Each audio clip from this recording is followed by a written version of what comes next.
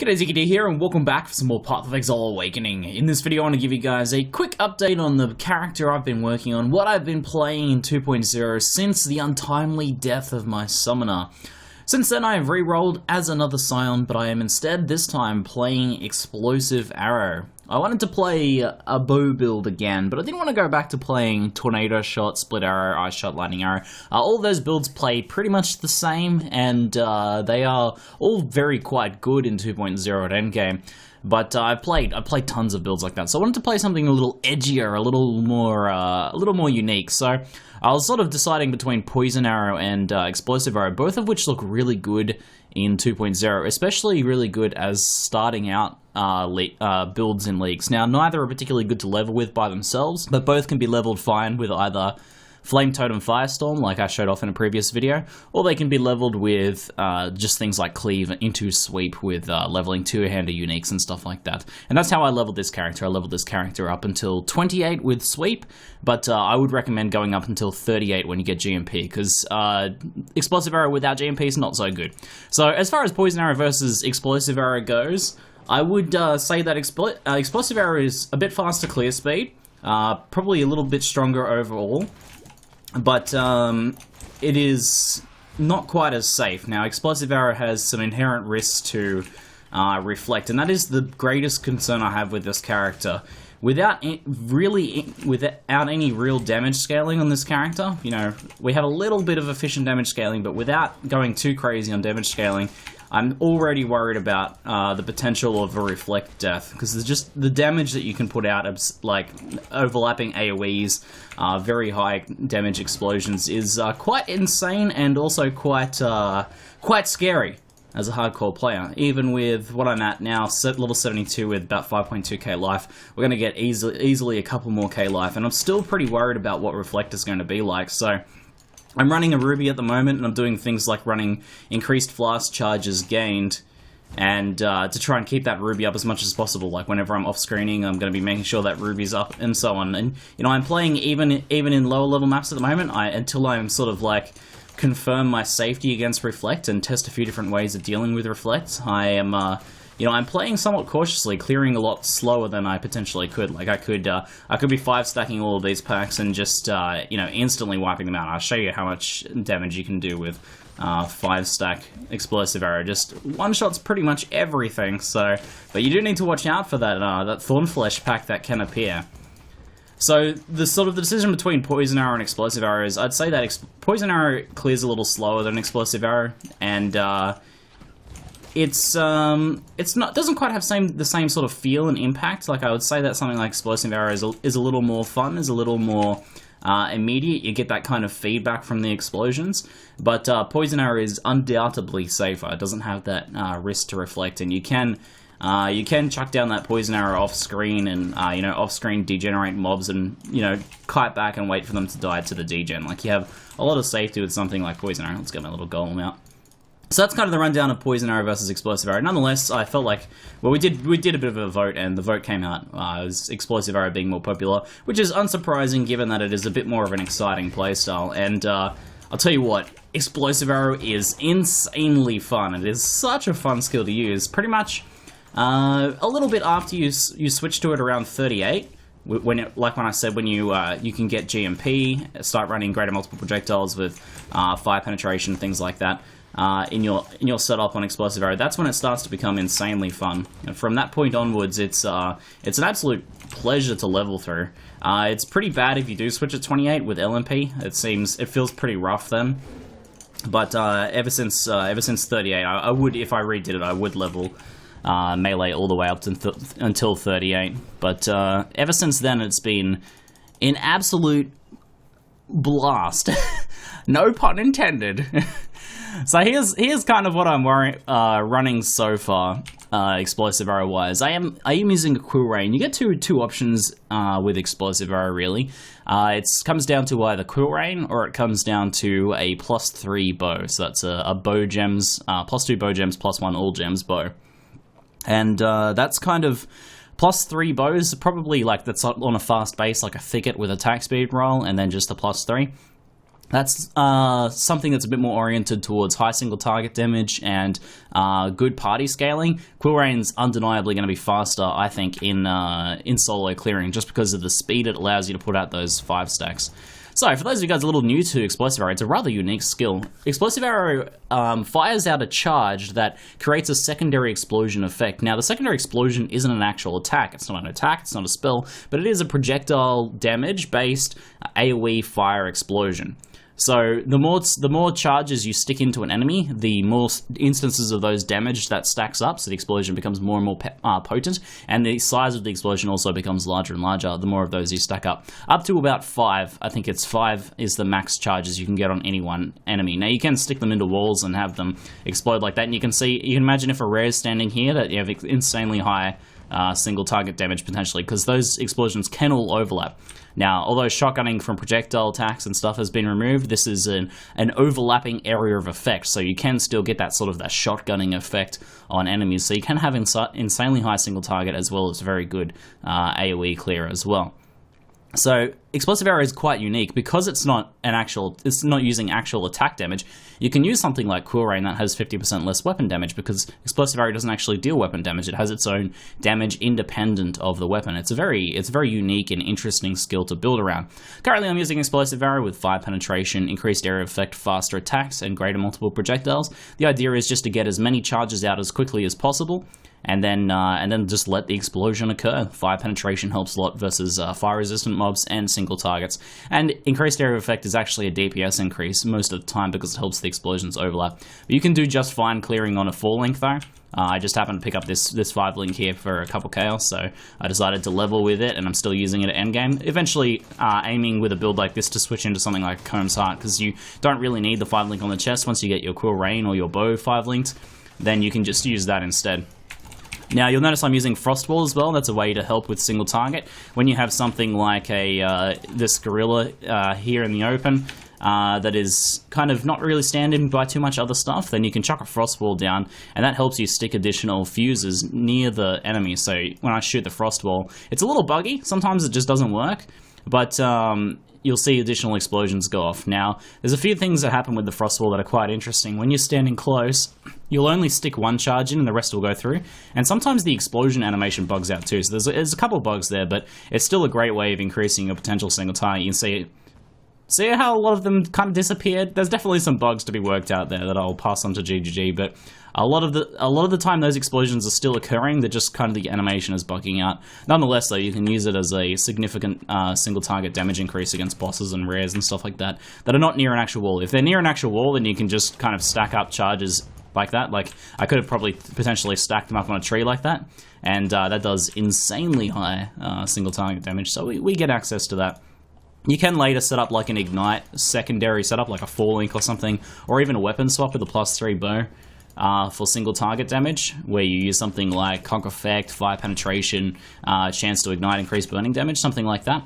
Makes for a pretty good single target setup. You 5 stack a boss, let the ignite happen, you know, curse them with flammability, and then just let the ignite kind of one-shot them. And you'll see maybe later we'll do some like boss one-shots or something with a setup like that to sort of show how it works. But for now, I'm doing fine with just the AoE setup, which can kind of, you know, with a bit of Frostwall action and with a bit of good positioning against walls, can be used just fine for single target. Now, I do still have a Flame Totem on my skill bar there, which I'm not really using anymore, so I'm probably going to drop that soon, but I did level with that from 38, from 28 when I switched onwards, just as a way to get a little bit of extra single target, and it also kind of works like a pseudo decoy totem that deals damage, so you can kind of chuck that down, have enemies attacking that, chuck a Frostwall on top of it, stack out some fuses, and then cause the explosions to go off on top of the Flame Totem.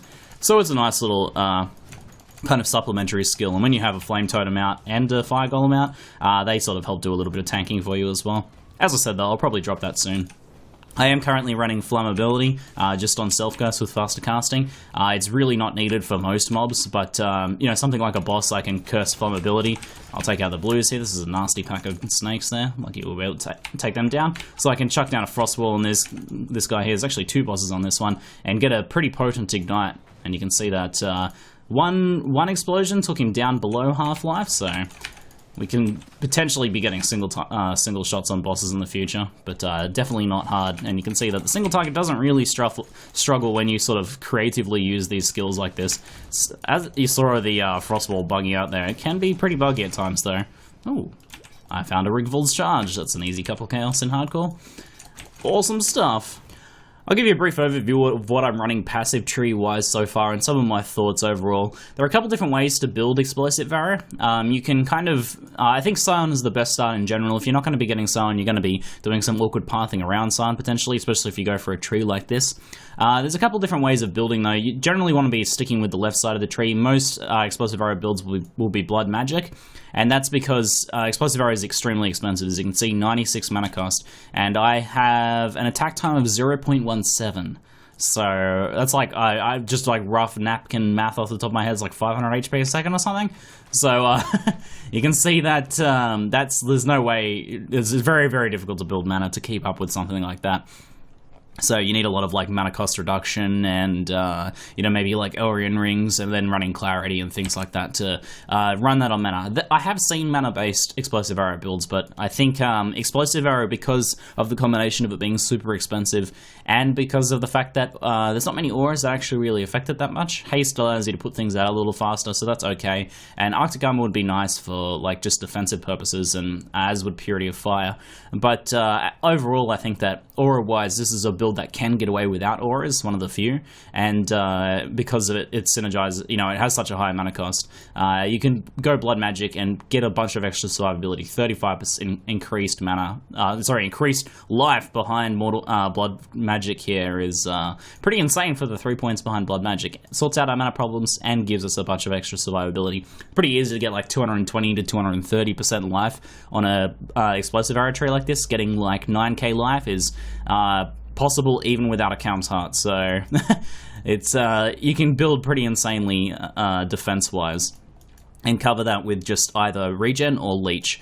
So, you know, we're getting most of the HP from the tree as we go around. Things like the Constitution will get the full wheel here, all the HP over here, all the HP over here. Might get Bloodless. We'll probably go in and get Unrelenting for the reduced mana cost, because reducing the cost of Blood Magic casting gives us a little more survivability as well. The life in here.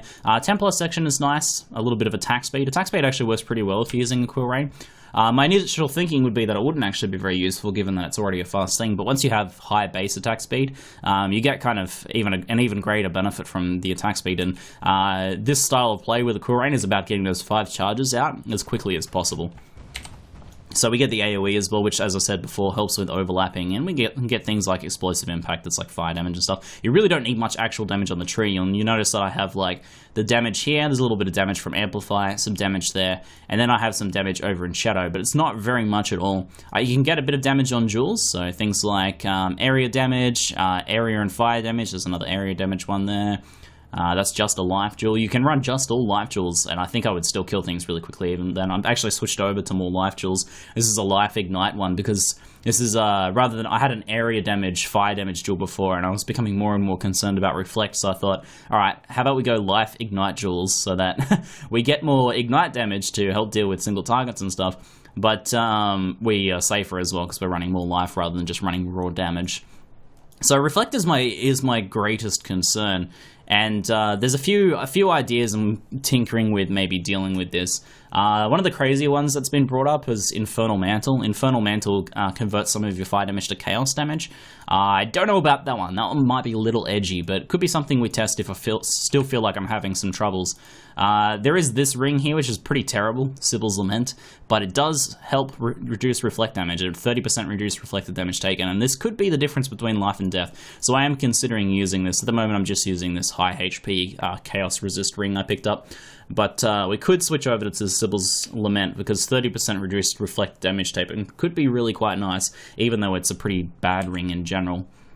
The other thing is Vile Pact, and that's kind of the reason why you kind of have the choice between Shadow and Witch. Both are pretty good. You get pretty good HP in Witch. You get the AoE, which is a really nice bonus. And you can get things like Heart of Flame and even Breath of Flames if you want to go for a more Ignite focused, even though this is what's called an Impact Explosive Arrow build, focusing on the actual explosion rather than Ignite.